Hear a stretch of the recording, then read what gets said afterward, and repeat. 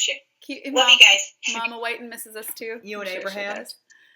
Yeah, me and Abraham. Do you like it? Yes. I thought it was a good link. Abraham Hicks, Abraham Lincoln. We love him. We love him. He's a good guy. So I see you're wearing your Yoga Witch shirt. And you have your Yoga Witch sticker up in the corner of your little volcano sticker. I do.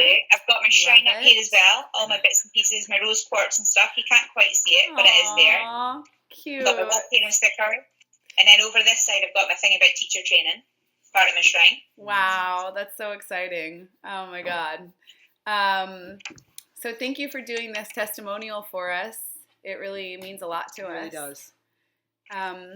And I guess the first question I would start with is going back through the time that we spent together while we were in Scotland or in the Azores, what would be your favorite or most exciting memory you could think of where we helped you transform the way you think about yourself, or we helped you give fewer fucks? I pretty much stopped giving fucks as soon as I met you guys, to be honest with you. Just like, yeah, fuck it, who cares? There was a lot, but the one that definitely sticks out in my mind and won't leave me kind of for the rest of my life is the end of my first session of training with Shelley, that 10-week transformation program, where I was sat with my before photos and my after photos, and a real kind of fear about what I was going to do with those. You know, Shelley wanted me to give them to her so that she could use them for advertising. Nobody has seen me in my underwear for a very, very long time, probably about 8 or 9 months at that stage. So I was kind of sat with these two photos and I felt so amazing. I knew that I'd done such a good job that I kind of just thought about everything you guys had taught me, and that was a real kind of a love for myself and my body and how it might not be what I always thought it would be, but it was pretty fucking awesome, you know.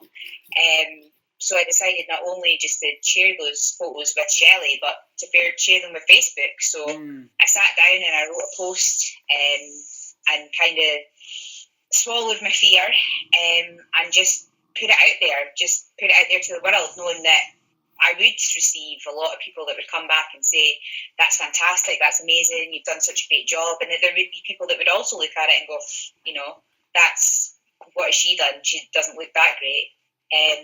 But it was a real moment for me for accepting the work that I had done, not being embarrassed about the fact that I was so proud, and also just not giving a fuck what anyone else thought, because I felt so amazing in myself. Yeah. That's awesome. Yeah. But yeah, I think probably where you guys lie in that is that just the absolute love and care and the way that you interact with people makes them feel so comfortable and so welcomed and so at ease that you can just be yourself, and that even if you are a little bit off piece and it's not quite right and a bit weird, you guys just like embrace that anyway. And I think that's where the whole not giving a fuck thing comes from. It comes from a real kind of belief and acceptance of who you are, and under, you know, like just not giving a fuck.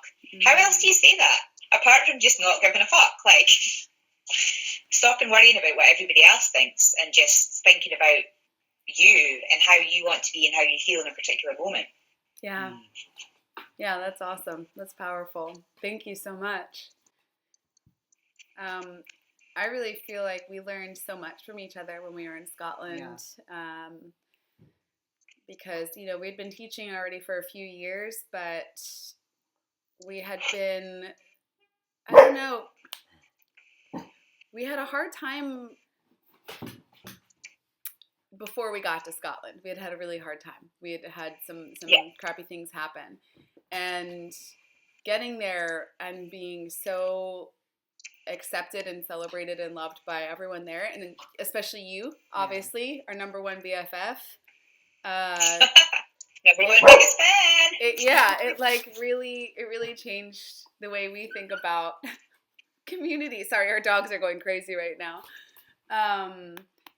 And it was also like one of those things where you're going into it thinking, oh, cultural differences, Scottish people aren't as like wild and crazy as Americans. They're not going to, maybe they're not going to accept us and our weirdness. Maybe they're not going to want to like wink at each other during 90s love songs while like doing leg lifts, you know, and there was just like a tiny little bit of intimidation or fear around really being ourselves when we first got there. But it was like every time we did something a little bit weird, everyone loved it. They were like maybe shocked at first and like, but you know, you add a little bit more and a little bit more.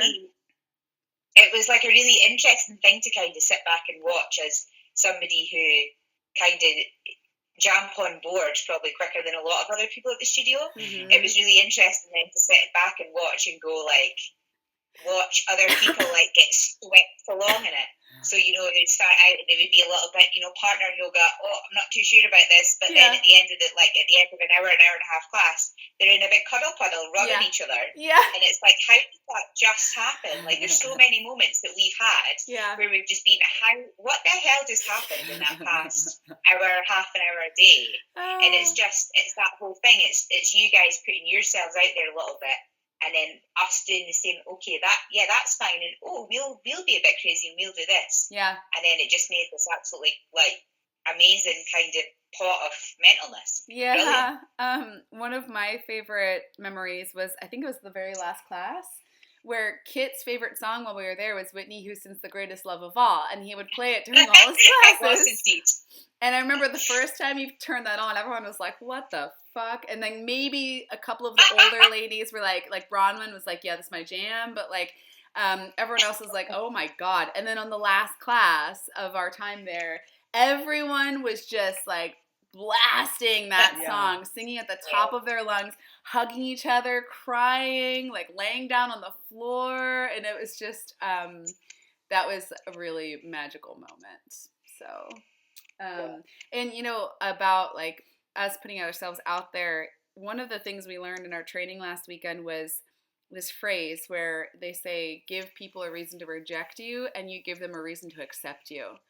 So it's basically like you put yourself out there to a crowd of people and you share something that's very vulnerable or something where they could reject you for it, right? The fact that you're trans or the greatest love of all or your before and after photos, right?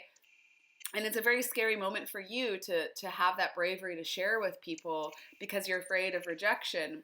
But really what that does is if you can think about any other time someone has shared something vulnerable with you, it's always a reason to accept them more because they're showing you their true selves. They're showing you their vulnerability and their, you know, something that they might feel a little emotional about. If somebody just presents themselves as this, I'm perfect, I never do anything wrong, I never take a bad photo, I've never like made any mistakes, it's harder to accept that person because they're presenting themselves as better than you automatically, right? You don't really even know who you're accepting. You're like, I don't even know you. This is just a facade. And when you... Go ahead. And I think, well, like just as you're saying there, I think that's such a key thing, and especially with all of us using social media is such a tool for getting ourselves out there. Like, and you especially, Kit, you know, you're in there and you've got your photos up about your progression and your journey, but you've also got stuff in there when your days aren't that great and you're not feeling that fantastic as well. And that's kind of, it was the same with you, kind of, Rosie, at the start of the year when you were like, I'm not exactly where I want to be physically, but you know what, fuck it, this is it. Mm-hmm. And then again, it was the same thing for me. I was like a week before starting transformation again, and I put on weight over Christmas, and I was back in a place that I never ever thought I'd find myself.